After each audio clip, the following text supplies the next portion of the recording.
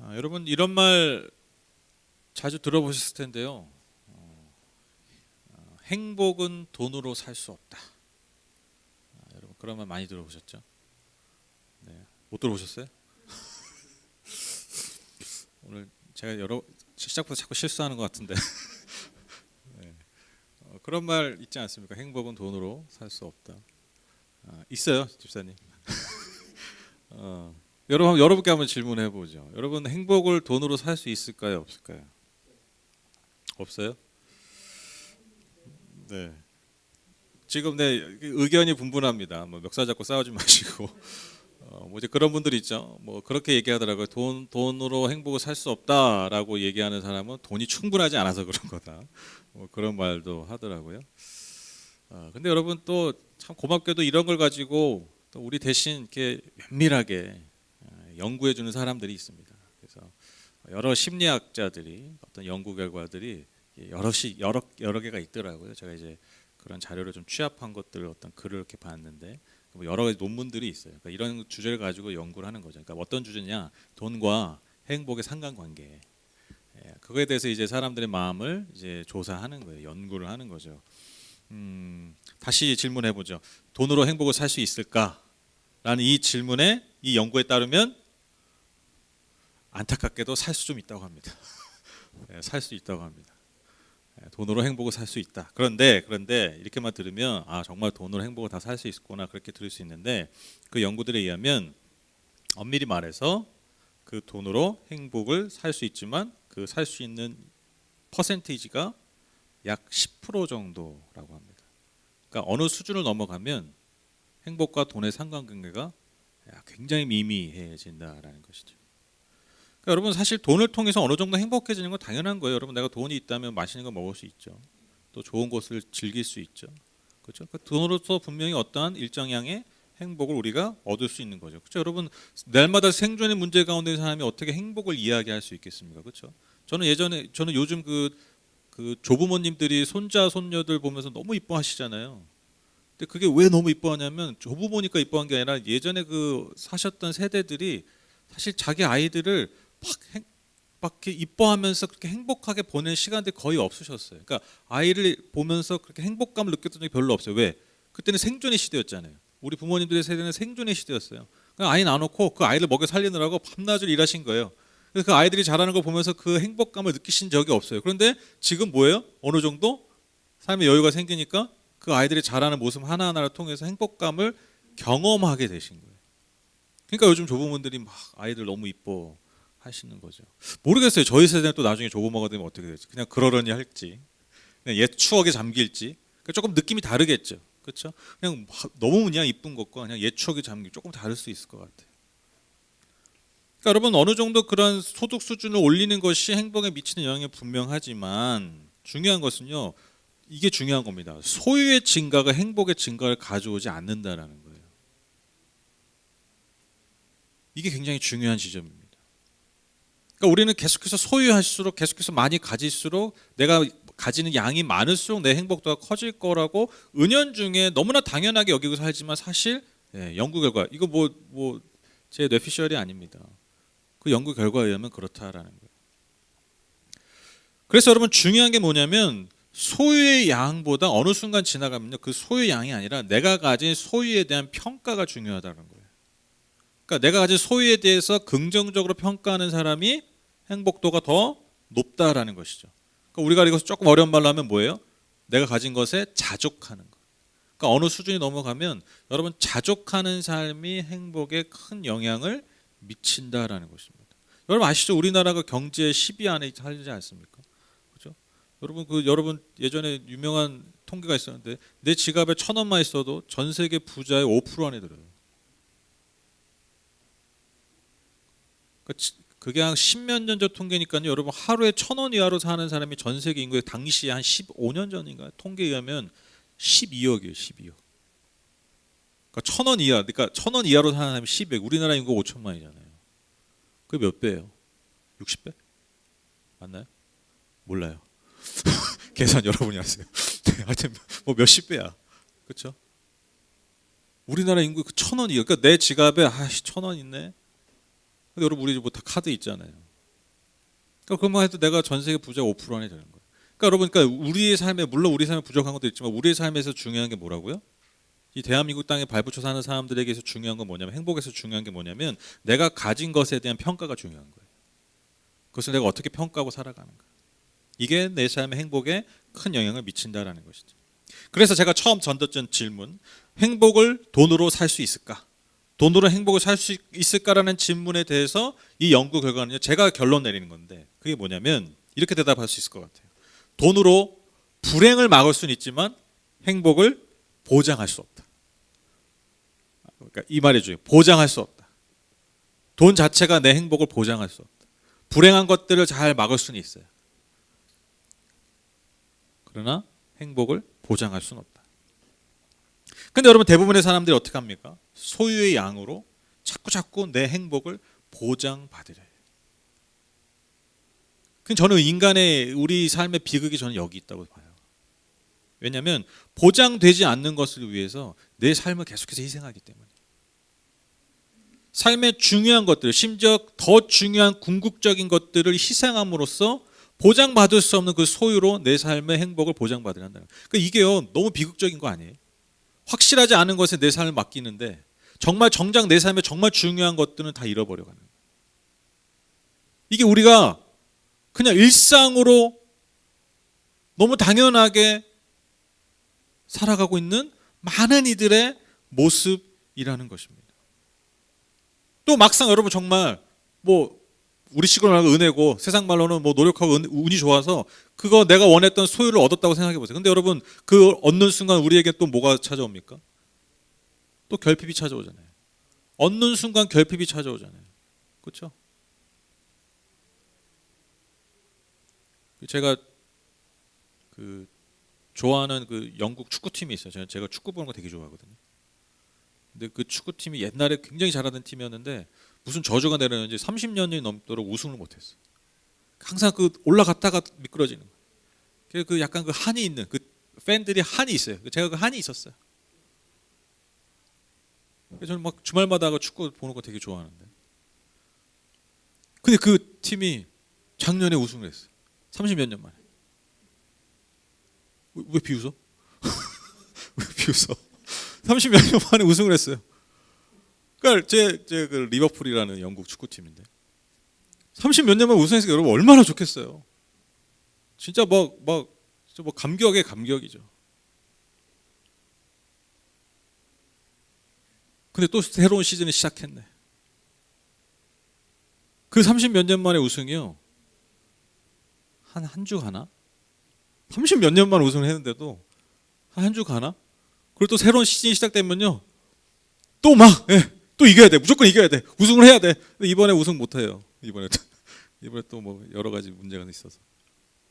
그게 또 뭐 낙심. 그러니까 여러분, 이게 인간의 욕심은 끝이 없고 같은 실수를 반복한다고. 뭔가를 정말 내가 진짜 30몇 년 만에 우승 한 번만 했으면 좋겠다. 우승 한 번만 했으면 좋겠다는 마음을 가지고 있는데 막상 우승하고 나면 또 뭐가 바로 생겨요? 결핍이 생겨버려요. 왜? 그걸 이미 얻었기 때문에. 그러니까 인간은 항상 결핍된 걸 찾아요. 없는 걸 찾죠? 있는 걸 찾지 않았어요. 있는 거 보고 살지 않아요. 항상 뭐 보고 살아요? 없는 것만 보고 살잖아요. 그러니까 정작 소유를 얻었다고 할지라도 곧바로 우리에게 오는 게 뭐냐면 결핍이기 때문에 만족할 수 없는 거예요. 만족이 없으니까요. 자족이 없으니까요. 또 불행을 예고하는 거예요. 예약할 수밖에 없다는. 그게 우리의 삶에 늘 반복되는 패턴. 반복되는 실수라는 거예요. 다시 말씀드립니다. 중요한 것을 잃어버려가면서 소유를 얻으려고 하는, 보장받을 수 없는 그 소유. 또 얻었다 할지라도 또 다른 결핍에 의해서 불행할 수밖에 없는, 불행을 예약하는. 그게 우리 인간이 계속해서 반복하는 실수라는 것입니다. 저는 이러한 인간의 삶을, 이러한 인간의 존재를 설명할 수 있는 표현이 뭐가 있을까 생각해 봤는데 저는 이 말만 한 게 없는 것 같아요. 그게 뭐냐면요. 밑빠진 독이에요. 밑빠진 독. 밑빠진 독 아시죠? 우리나라 유명한 속담이 있죠. 밑빠진 독에 물 붓기. 여러분, 밑빠진 독에 물을 부으면 어떻게 됩니까? 아니, 괜찮아요. 빨리 부으면 돼. 찰 때까지 빨리 부으면 돼. 빨리. 그러면 될까요? 근데 결국엔 결국 빠져나가죠. 근데 여러분, 인간의 존재를 설명할 수 있는 어떤 비유적 표현 중에 저는 이만한 게 없는 것 같아요. 밑빠진 독. 우리의 인생이 밑빠진 독이에요. 늘 밑빠진 독에 뭐가 깨져 있어요. 그러니까 무슨 의미예요? 우리의 삶은요, 뭘 항상 채워도요, 채워지지 않는 삶이라는 거예요. 아무리 무언가를 채워도 채워지지 않고 만족할 수 없는 존재가 누구냐? 바로 인간이라는 거예요. 저는 그래서 이러한 인간의 존재에, 이러한 인간의 현실에, 실존에, 이 삶에 성령을 보내주신 이유가 저는 여기 있다고 봅니다. 주님께서 우리에게 하나님의 영이신 성령에 충만하라고 권면하신 이유가 저는 여기 있다라고 믿습니다. 왜 그렇습니까? 우리의 존재가 밑빠진 독이기 때문에, 즉 내가 원하는 것을 아무리 채워도 채워지지 않는 존재이기 때문에 하나님의 영으로 내 존재가 채워지는 것. 그런데 여러분, 이게요, 성령이 충만하면 우리가 착각하는 게 있어요. 성령이 충만하면 하니까 뭔가 성령을 여기다 붓는 것 같잖아요. 내 존재에 이렇게 채우는 것 같잖아요. 그게 아니에요. 성령이 내가 잠기는 거예요. 여러분, 밑빠진 독을 채울 수 있는 방법이 무엇이 있습니까? 하나밖에 없어요. 그 독보다 큰 물에 담그면 돼요. 그렇죠? 그러니까 밑빠진 독을 바다에 잠그면, 강에 잠그면 어떻게 돼요? 그 밑빠진 독이 그 안이 어떻게 됩니까? 채워지죠. 여러분, 성령 충만이 이런 거예요. 성령을 막 갖고 와, 좀 나눠. 오늘 예배 가운데 여러분 몇 분이 열 몇 명 되니까 뭐 성령만 나눠가지고 채워요? 알아서? 그게 아니에요. 우리의 존재가 성령께 들어가는 거예요. 이게 성령 충만. 그래서 내 안에 있는 것들이 채워지는 것이 아니라, 내 안에 있는 것들로 채우는 것이 아니라 내 존재가 성령께 잠기는 거예요. 이것이 우리의 삶을 밑빠진 독에서 충만한 삶으로 바꿀 수 있는 유일한 길이라는 것이죠.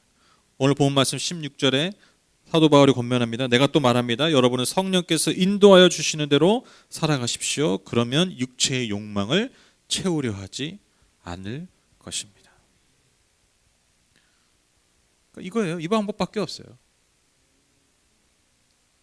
계속해서 목말라 하는, 계속해서 결핍되어 있는 우리의 존재 가운데서 어떻게 살아가야 됩니까? 성령이 인도하신다. 즉 성령의 충만한 가운데 내가 성령에 잠겨서 그렇게 살아갈 때 내가 육체의 욕망을 이루기 위해서 사는 그런 허무한 삶에서 돌이킬 수 있다라는 것입니다. 이어지는 17절의 말씀처럼 육체의 욕망과 성령은요 서로 거스르죠. 그렇죠? 육체와 성령이 늘 거슬려요. 그러니까 내 안에 있는 육체의 생각과 성령의 생각들이 늘 부딪히는 것이죠. 둘이 적대적일 수밖에 없어요. 그러니까 여러분, 우리의 삶이 사실 어떻습니까? 늘 이 둘 사이의 싸움이죠. 그렇죠? 그러니까 여러분, 우리가 이 사이에서 늘 끌려다닐 수밖에 없다라는 거예요. 그러니까 여기서 우리가 다시 한번 성령 충만이 무엇인지 알 수 있죠. 성령이 충만한 건 뭐냐? 성령이 이기는 삶이에요.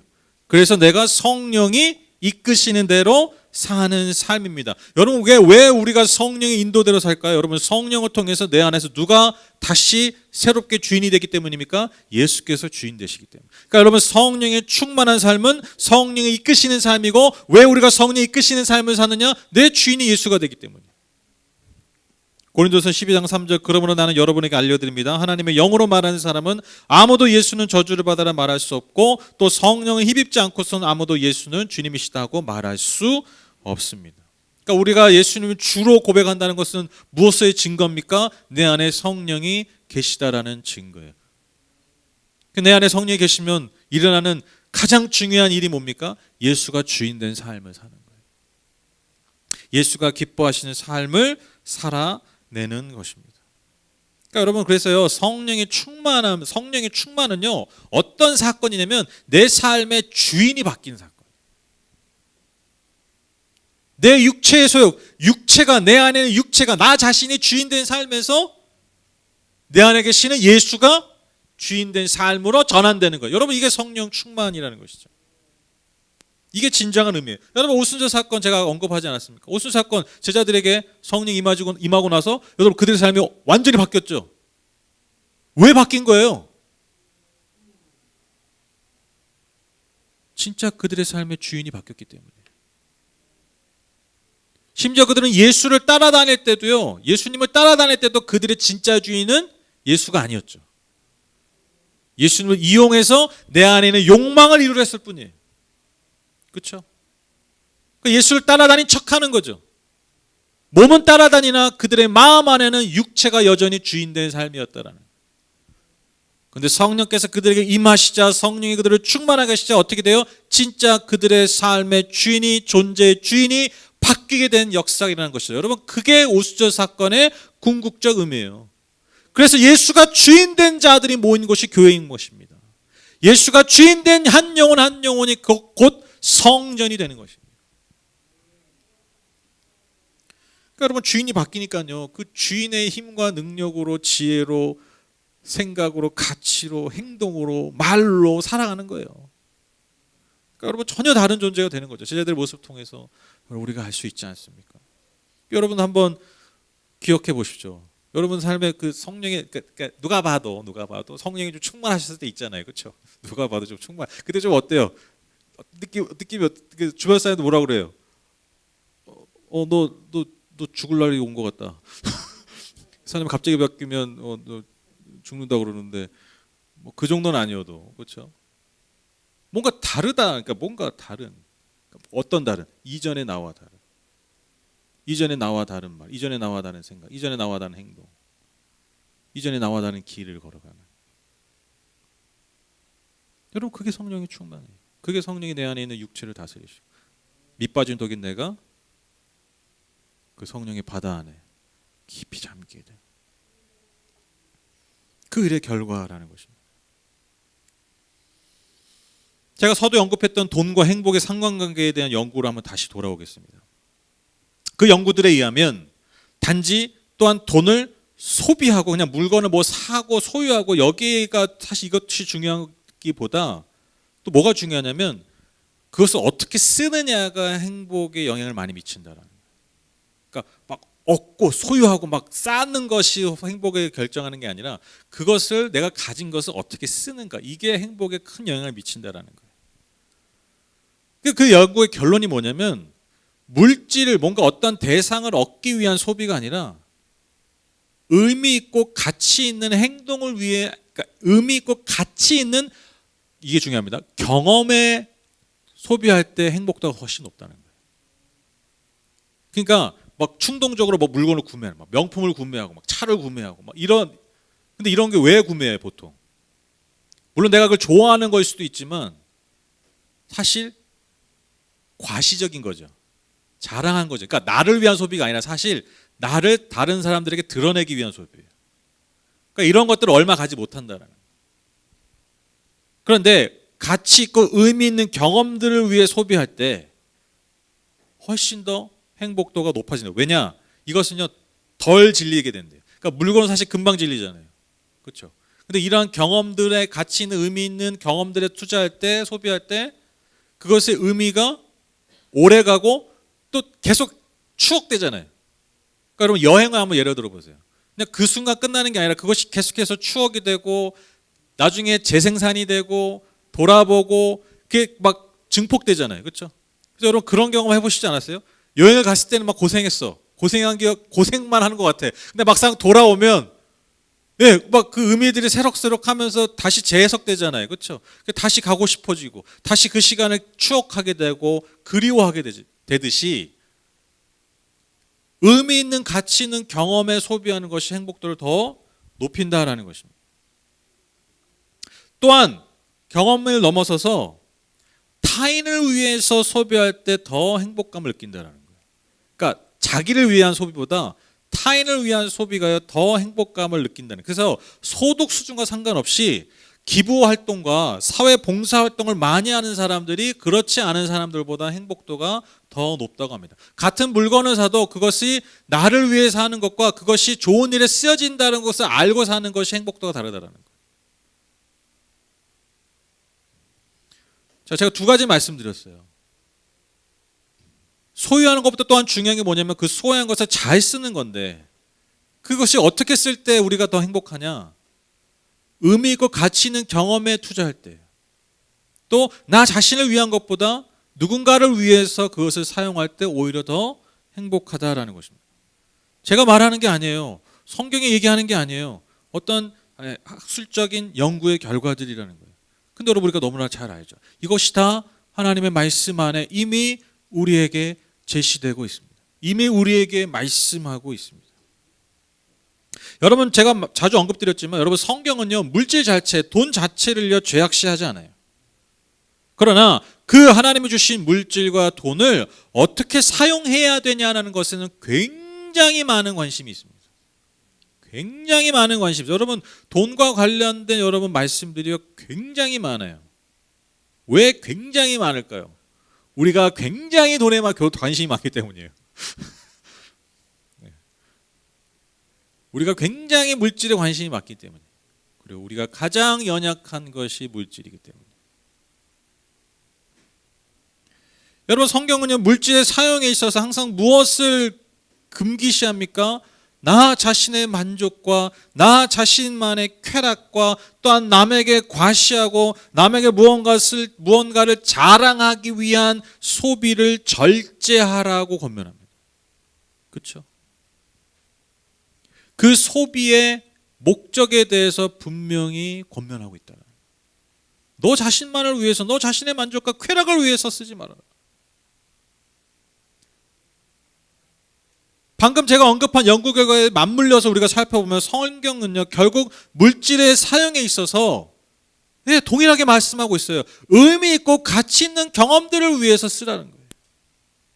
그것이 너가 하는 경험일 수 있고 또한 타인이 그러한 의미 있고 가치 있는 경험을 할 수 있도록 너의 물질을 흘려보내라는 것이죠. 그래서 성경은요 계속해서 타인을 위해서, 이웃을 위해서, 함께하는 공동체를 위해서 그 물질을 하나님 주신 복을 잘 사용하라고 권면합니다. 왜 그렇게 얘기하실까요? 이게 참 저는 중요한 생각해요. 왜 하나님은 그것을 강조하실까요? 왜 말씀을 통해서 그것을 강조하실까요? 그게 우리의 복이기 때문이에요. 그게 우리의 행복이기 때문이에요. 성경이 그렇게 얘기하면 그냥 그런가 보다라는 것이 우리가 생각할 수 있는데, 여러분 오늘 제가 말씀드린 연구 결과도 동일한 결과를 얘기하고 있지 않습니까? 의미 있고 가치 있는 경험을 위해서 너와 나 자신을 위해 써라. 나 자신을 위한 소비보다 타인을 위한 가치 있는 소비를 많이 해라. 이게 뭐와 연결된다고요? 우리의 복된 삶, 우리의 만족한 행복한 삶과 직결된다라는 거예요. 오늘 본문 22절 23절 말씀입니다. 그러나 성령의 열매는 사랑과 기쁨과 화평과 인내와 친절과 선함과 신실과 온유와 절제입니다. 이런 것들을 막을 법이 없습니다. 뭘 얘기하고 있죠? 성령 우리가 얘기하는 9가지 열매죠. 그러니까 성령이 충만한 삶, 성령이 이끄시는 삶, 예수가 즉 주인된 삶이 맺는 삶의 열매를 열거하고 있죠. 근데 여러분 잘 살펴보세요. 여러분 이 성령의 열매가 어떤 의미예요?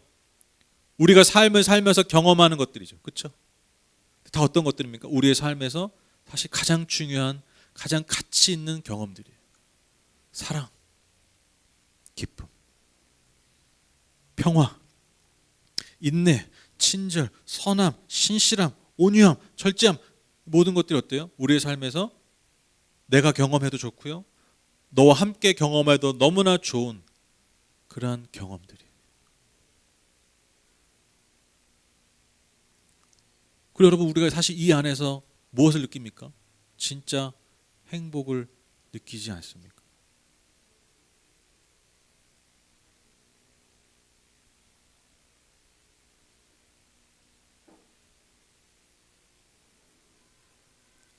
제가 어떤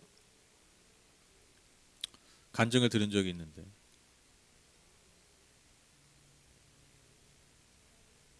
그분이 젊을 때 굉장히 좀 안 해본 게 없대요. 안 해본 게 없대요. 근데 여러분 그 정말 안 해본 게 없대요. 돈도 많아가지고 다 경험해봤대요. 제가 일일이 언급하기도 참 힘들 만큼 정말 많은 것, 정말 다른 온갖 세상의 것들, 쾌락을 다 경험해봤는데,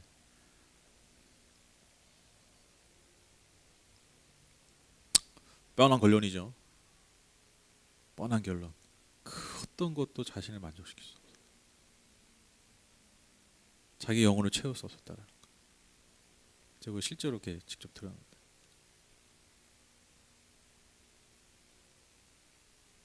아무리 많은 것, 아무리 강한 것, 아무리 뭐 쾌락적인 것, 그것을 채워도 채워지지 않아. 그분이 나중에 결혼하셔서 그런 얘기 하시더라고요. 결혼해서 아내를 낳는데 처음으로 사랑을 느꼈다. 처음으로.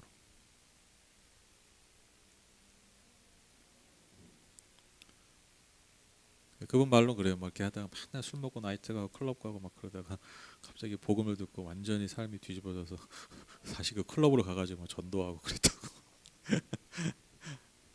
왜? 그게 너무 좋았어. 그게 너무 좋으니까. 뭐가 좋은 거예요? 그게 내 영혼을 채웠기 때문에. 그 경험. 진짜 사랑이 내 안에 있는 경험, 진짜 기쁨이 내 안에 있는 경험, 진짜 평화, 진짜 인내, 진정한 친절함과 선함, 절제. 여러분 그 아시죠? 절제도요. 그 기쁨이 있는 거 아시죠? 절제, 그렇죠? 성경 통독할 때 딱 절제하고 읽으면 기쁨 있지 않으세요? 진짜 절제하면요 기쁨이 있어요. 막 채워지는 게 있어요.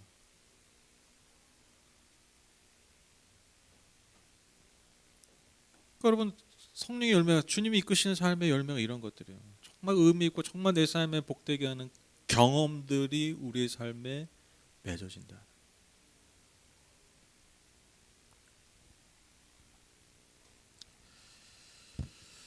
그래서 여러분 나 자신에게도 의미가 있고 타인에게도 의미 있는 이러한 성령의 열매, 이 경험들이 가득가득 채워질 때, 너와 나가 함께 계속해서 많이 맺어갈 때 우리의 삶이 정말 참으로 복될 수 있는 것입니다. 이러한 경험들이 많아야 돼요. 이러한 경험들을 위해서 우리가 성령의 충만함과 성령의 이끄심을 대로 살아가야 될 줄 믿습니다. 24절 말씀, 그리스도 예수께 속한 사람은 정욕과 욕망과 함께 자기의 육체를 십자가에 못 박았습니다. 그러니까 나 자신의 욕망과 만족을 채우려는 삶을 지양하고 하나님의 기뻐하시고 이웃과 공동체를 섬기는 삶을 살아가는 것이, 즉 성령의 충만함 가운데 그렇게 살아가는 것이 참으로 우리의 삶을 복되게 하는 거예요. 우리의 삶을 정말 행복하게 한다고 성경은, 말씀은 이미 우리에게 증거했고 그 증거들이 오늘날의 많은 연구들을 통해서 또한 우리가 확인할 수 있다라는 것입니다. 이 세상의 지혜도요, 이 세상의 지식도요, 그것을 우리에게 알려주고 있다라는 거예요. 여러분 오늘은 절기상 성령 강림절이라고 말씀을 드렸습니다. 오순절 마가의 다락방 역사 우리가 함께 기억하면서 우리의 삶에도 여전히 역사하시 그 성령의 역사, 그 성령의 충만함을 구하며 기대하는 시간입니다. 제가 그 성령의 충만함을 구해야 되는데, 성령의 충만함이 우리에 필요한데, 제가 한번 생각을 좀 거꾸로 해봤어요. 근데 우리 안에 뭐가 충만할까, 뭐가 충만한 우리 안에 있을까 생각하니까요, 역시나 뭐겠습니까? 예, 전입니다. 전. 이 전 아시죠? 이 전이에요. 이전이기 또 이렇게 얘기도 하죠. 이렇게 얘기도 하고 이렇게 얘기도 하는 그 전입니다. 네. 우리 안에 늘 뭐가 충만해요? 전이 충만해요. 그러니까 하나님의 전인, 하나님의 성령이 가득한 그 전이 아니라 내 안에 뭐가 가득한 거예요? 말 그대로의 전이 가득한 거예요. 그게 우리 삶이더라고요. 어쩔 수가 없어요. 그렇죠? 그러니까 우리가 성령의 충만함을 구해야 되는데, 하나님의 전이 되는, 하나님의 성전이 되는 삶이 아니라, 거룩한 성령이 거하시는 전이 아니라, 즉 성전이 아니라 전을 위해 살아가고 있다는 것입니다. 하나님 저와 여러분을 그런 삶으로 부르시지 않았어요. 전을 위한 삶이 아니라 너가 하나님의 영이 거하는 충만한 성전이 되라고 부르셨습니다. 왜 우리를 성전으로 부르셨을까요? 이게 중요해요. 여러분 이런 질문에 대해서 우리가 잘 대답해야 돼요. 우리의 행복을 위해서예요. 우리의 진정한 복된 삶을 위해서예요. 너가 진짜 성전 될 때, 너 안에 정말 하나님의 영이 가득할 때, 그래서 예수가 주인 된 삶을 살 때, 너 안에 의미 있고 가치 있는 경험들이 많아질 거야. 너도 살고 남도 살리는 혼란한 일들이 많아질 거야. 불확실한 내 삶의 행복을 보장할 수 없는 전이 아니라 뭔가 불확실한 것 같지만 여전히 살아 역사하시는 그 분명한 성령, 그 하나님의 영에 사로잡혀 살 때 하나님이 너희 삶을 이끌어 가실 거예요. 참된 복된 길로 인도해 가실 거예요. 그래서 하나님은 저와 여러분을 성전되라고 부르셨습니다. 여러분, 소망합니다. 내 존재를 결코 채울 수 없는 것을 위해서 하나님 우리에게 주신 그 삶을 허비하지 않는 저와 여러분 되시기를 주님의 이름으로 축복합니다. 밑빠진 독 같은 내 삶을 온전히 성령에 푹 잠기며 살아가시는 저와 여러분 다 되시기를 주님의 이름으로 축복합니다. 내 욕망과 내 만족과 더 나아가서 나의 쾌락을 위해서 살았던 삶을 다시 한번 내려놓고 십자가에 못 박고 진정 우리의 삶을 복되게 하는 의미 있고 가치 있는 경험들을 소망할 수 있는 그런 저와 여러분의 진짜 복된 삶이 되시기를 주님의 이름으로 축복합니다. 그래서 하나님 우리에게 주신 그 많은 복들을, 그 진정한 복의 의미와 가치들을 더 많은 이들과 함께 나눌 수 있는 그래서 우리의 행복이 더 증폭될 수 있는 그런 하나님의 성전된 성도, 하나님의 성전된 공동체 함께 이루어가는 저와 여러분 되시기를 주님의 이름으로 축복합니다. 우리 같이 찬양 하시기 전에 오늘 성령께서 우리의 삶을 그렇게 이끌어 가시길 축복하면서 25절 말씀 읽겠습니다. 우리가 성령으로 삶을 얻었으니 우리는 성령이 인도해 주심을 따라 살아갑시다. 아멘. 우리가 찬양하시죠. 단순함 가운데 참 그 간절함이 항상 묻어나는 곡 같습니다. 이 찬양 부를 때마다 항상 고백하면서 계속해서 어쩔 수 없이 너무나 당연하게 나 자신의 내 안을 자꾸 돌아보게 되는 것 같아요. 그래서 소망하게 됩니다. 예, 주님 거룩하신 성령이여 내 안에 충만하게 임하십시오. 소멸하는 불로 오셔서 내 안에 거짓되고 악한 것들, 헛된 것들 다 태워주십시오. 거룩하고 좋은 것들로 복된 열매들로 내 삶을 채우십시오. 그런 간절함들이 생기는 것 같습니다. 오늘 말씀 기억하면서 같이 이 찬양 다시 한번 기도하는 마음으로, 간구하는 마음으로 같이 찬양하기 원합니다. 거룩하신 성령이여 지고백합니다.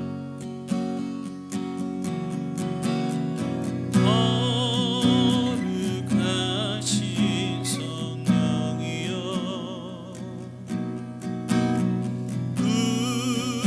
우리에게 임하소서. 성령의 불로 오셔서 세상 헛된 마음 태우소서. 손 들고 주를 바랄 때 성령이여 성령이여 성령이여 임하소서. 거룩하신 성령이여 거룩하신 성령이여 우리에게 임하소서.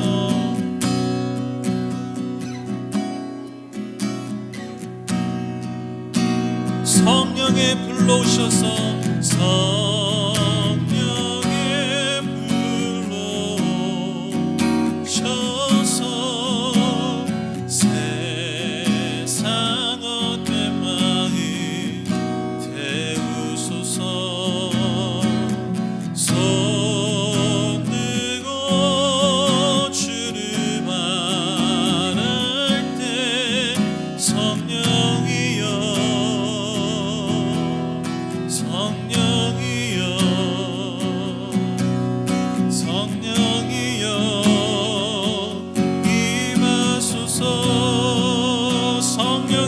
오셔서 성령의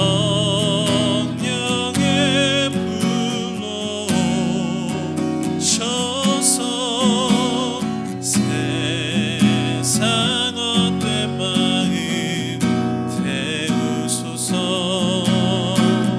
손 들고 주를 바랄 때 성령이여 성령이여 성령이여 임하소서. 손 들고 주를 바랄 때 성령이여 성령이여 성령이여 임하소서. 성령